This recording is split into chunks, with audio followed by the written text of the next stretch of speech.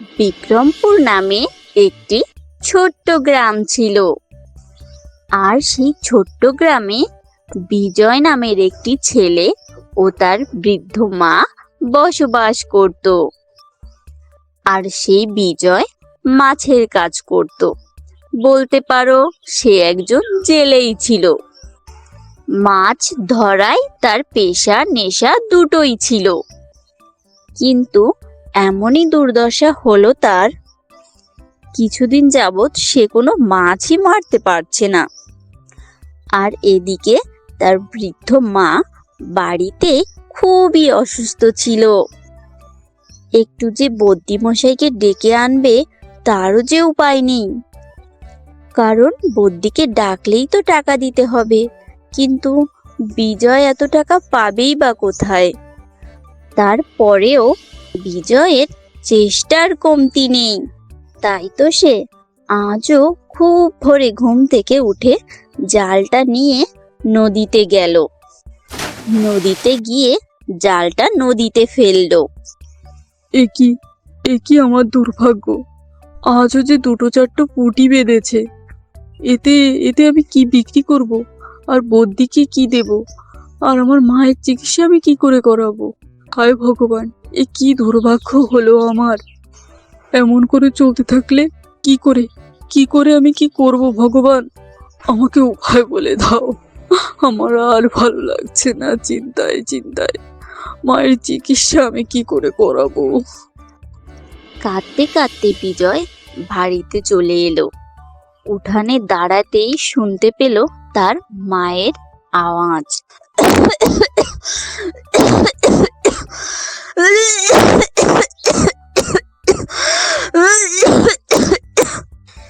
কিরে বাবা বিজয়, তুই বাড়িতে এলি বাবা? বুকটা যে খুব ব্যথা করছে, গা হাত পা অনেক ব্যথা বাবা। কথা বলতে আমার আমার খুব কষ্ট হচ্ছে। থাক মা, তোমাকে কথা বলতে হবে না। তুমি চুপ করে শুয়ে থাকো। আমি যে করে হোক কাল সকালবেলা বদ্যিকে ডেকে আনবো মা। তুমি একটু কষ্ট সহ্য করো মা। তোমার কোনো কথা বলতে হবে না। তুমি চুপ করে ঘুমিয়ে থাকো, কথা বলো না কোনো। বাবা, আজ কি মাছ বেঁধেছিল? মাছ না বাঁধলে কি করে তুই বদ্যিকে ডেকে আনবি বাবা? হ্যাঁ মা, হ্যাঁ মাছ বেঁধেছিল। আমি যে করেই হোক কাল সকালে বদ্যিকে ডেকে নিয়ে আসবো। তুমি ওসব নিয়ে চিন্তা করো না তো, তুমি ঘুমিয়ে পড়ো। আচ্ছা, চিন্তা তো করলাম না রে বাবা। তুই আমার একমাত্র ছেলে বাবা। এদিকে বিজয়ের তো খুব চিন্তা হতে লাগলো তার মায়ের জন্য। সে রাতে তো ঘুমাতেই পারছিল না, শুধুমাত্র এপাশ ওপাশ করছিল। মনে মনে চিন্তা করলো আগামীকাল সে মাঝ নদীতে জাল ফেলবে।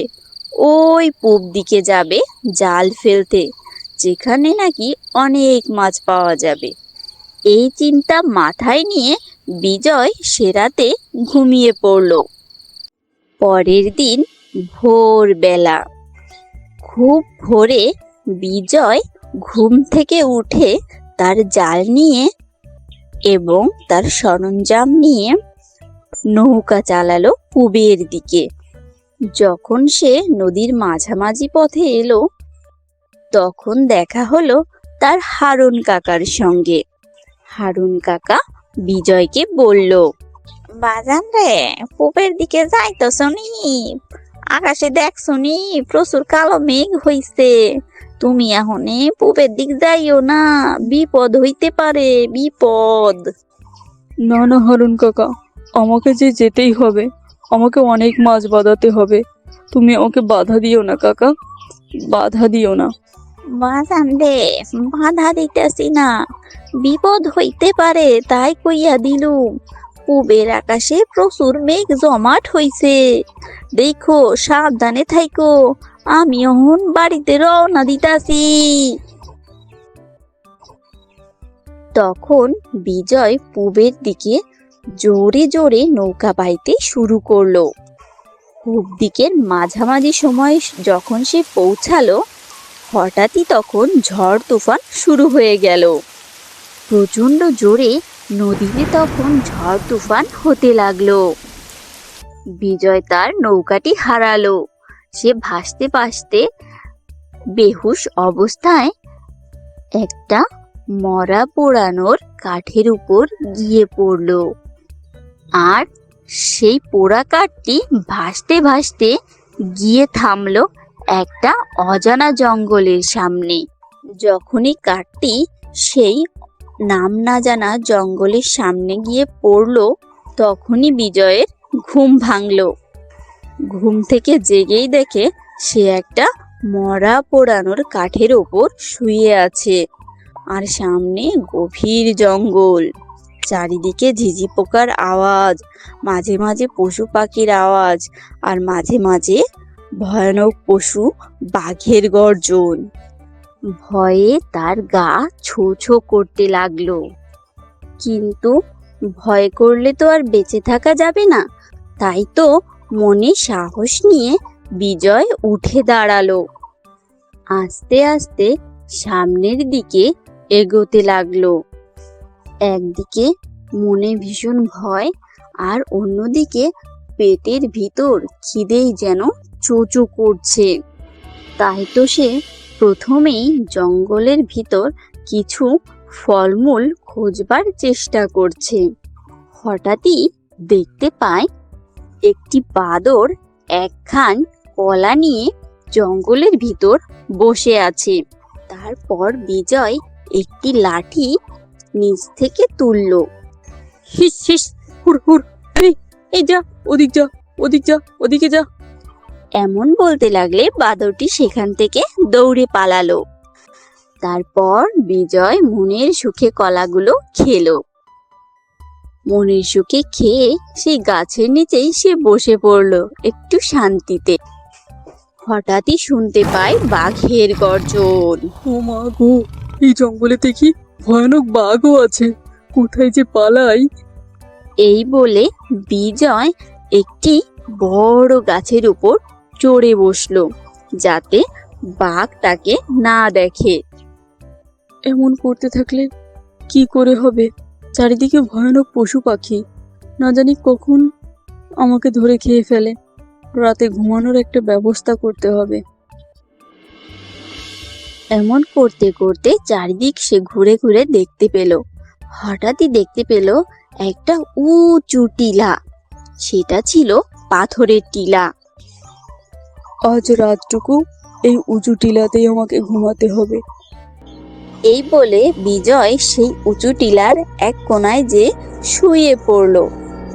কিন্তু ভয়ে তার কিছুতেই ঘুম আসছিল না।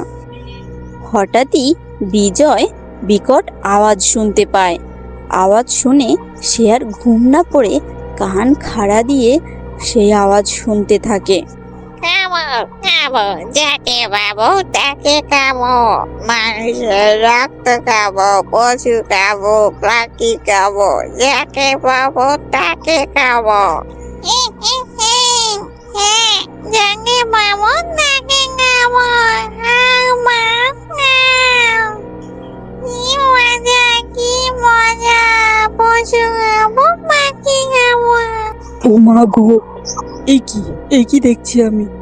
এই তো দেখি এখানে রাক্ষসও আছে। ভগবান, কোথায় এনে ফেললে আমাকে?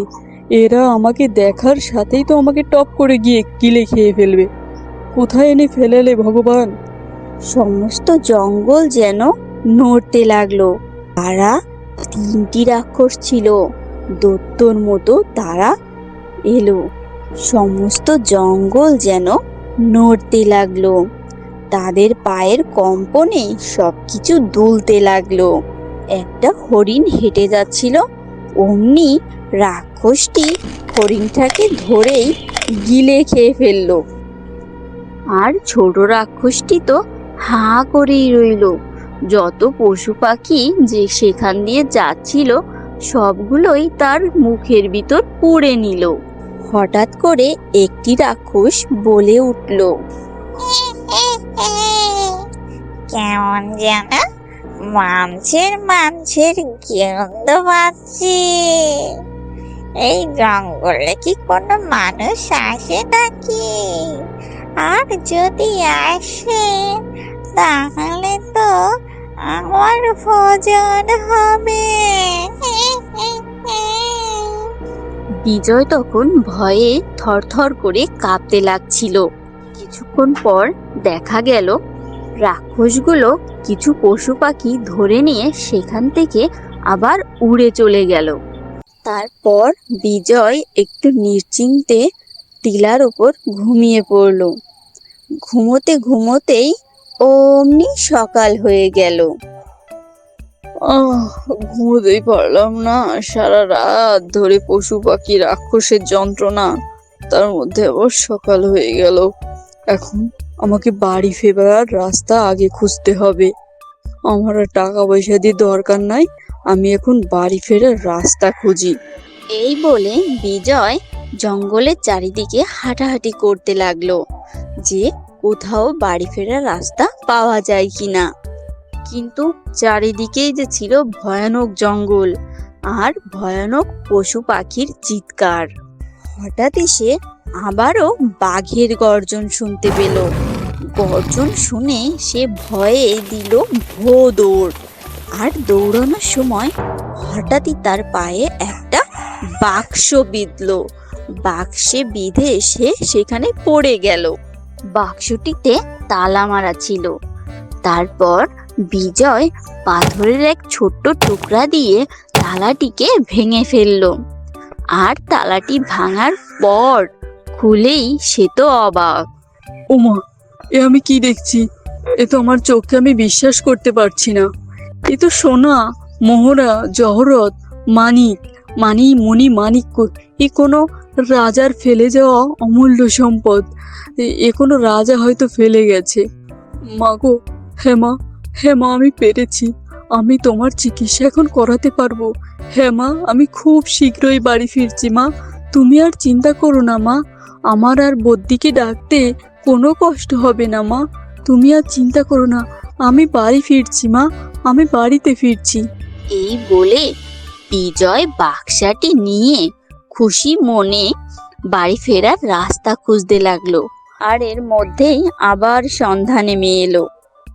হঠাৎই বিজয়ের মনে পড়লো আবার তো রাক্ষসটা আসবে, তাই তো সে আবারও উঁচু টিলার উপর গিয়ে বসে রইল। হঠাৎই বিজয় দেখতে পেল সেখানে মরে পড়ে আছে মস্ত বড় একটা হাতি। তখন বিজয় মনে মনে ভাবলো, রাক্ষসরা এসব পশু পাখি তো কোথায় না কোথায় নিয়ে যাবে। আকাশপথে যখন উড়ে নিয়ে যাবে তখন সে বুদ্ধি করে হাতির পেটটি কেটে হাতির পেটের ভিতর ঢুকে পড়লো তার সেই বাক্সটি নিয়ে। আর মনে মনে ভাবলো, যখনই রাক্ষসরা হাতিটিকে নিয়ে উড়ে যাবে তখনই ফাঁক বুঝে কোনো এক লোকালয় দেখে সে ঝাঁপ দেবে। তার এই পরিকল্পনা মতো কাজ হলো। হঠাৎই রাক্ষসটা চলে এলো আর মস্ত বড় একটা হাতি দেখে হাতিটাকে নিয়ে তারা আকাশ পথে উড়ে যেতে লাগলো। আর বিজয় ফাঁক বুঝে একটা লোকালয় দেখে ঝাঁপ দিল। সে এসে পড়লো একটা নাম না জানা গ্রামে। সেখানের কাউকেই যেন সে চিনছে না। ও দাদা, এটা কি গ্রাম গো? এটা হইল শামশেরপুর। আপনি কই যাবেন গো দাদা? আসলে আমি বিক্রমপুরে যেতে চাই। এখান থেকে কত দূর হবে? এখান থেকে অনেক দূরে। শামশেরপুর থেকে অনেক দূরে বিক্রমপুর। বিক্রমপুরে যাওয়ার জন্য আপনারে গরু গাড়ি ব্যবহার করতে হবে। ওই যে গাড়োয়ান ভাই দাঁড়ায় আছে, আপনি তারে ডাক দেন, সেই আপনারে লইয়া যাইব। ও গাড়োয়ান দাদা, বিক্রমপুরে যাবেন নাকি? হ্যাঁ, বিক্রমপুরে যাওয়ার জন্যই তো বসে আছি। আপনি ভিতরে উঠে বসেন, আপনারে আমি লইয়া যাইতাছি। মনের সুখে বিজয় গরুর গাড়িতে উঠে বসলো। তারপর গিয়ে পৌঁছালো বিক্রমপুরে তার মায়ের কাছে। বাড়িতে গিয়েই দেখলো তার মা সুস্থ হয়ে গেছে। তারপর বিজয় তার মাকে সব ঘটনা খুলে বলল আর তার হাতে থাকা বাক্সটি দেখালো এবং বাক্সটির ভিতরে সেই মণিমাণিক্যের কথা তার মাকে বলল। আর সেই মণিমাণিক্যর কিছু অংশ বিক্রি করে তারা অনেক বড়লোক হয়ে গেল। আর তারপর থেকে বিজয় আর কোনো মাছ ধরার কাজ করতো না। কিছুদিন পরেই সে ভালো দেখে একটা মেয়েকে বিয়ে করলো। তারপর সুখে শান্তিতে মা স্ত্রীকে নিয়ে সংসার করতে লাগলো। বন্ধুরা, গল্পটি ভালো লেগে থাকলে অবশ্যই আমাদেরকে লাইক, কমেন্ট ও সাবস্ক্রাইব করে জানাবে এবং পাশে থাকা বেল আইকনটি বাজাতে ভুলবে না। খুব তাড়াতাড়ি তোমাদের সামনে নতুন নতুন গল্প নিয়ে হাজির হব।